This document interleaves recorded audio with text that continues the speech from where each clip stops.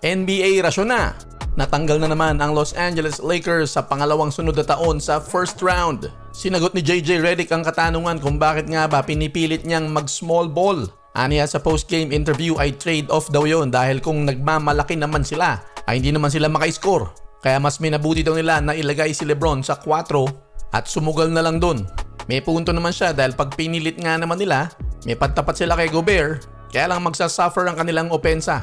Sa post-game analysis ng programang Inside the NBA, sinabi ni Kenny Smith na hindi daw dapat ginagamit si LeBron bilang 4 dahil hindi naman daw yun ang natural na laro ni LeBron James. At isa pa ay napapagod siya dahil nakikipagbanggaan siya sa loob.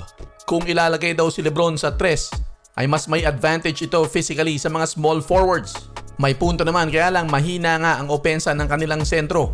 Nagbigay naman ng maayos na paninita itong si Charles Barkley dito kay Luka Doncic. Sinabi niya na at some point ay kinakailangang maging in shape itong si Luka Doncic para makalaro din siya ng depensa. Hindi lang naman daw puro opensa ang kailangan gawin lalo na kung star player ka ng iyong koponan.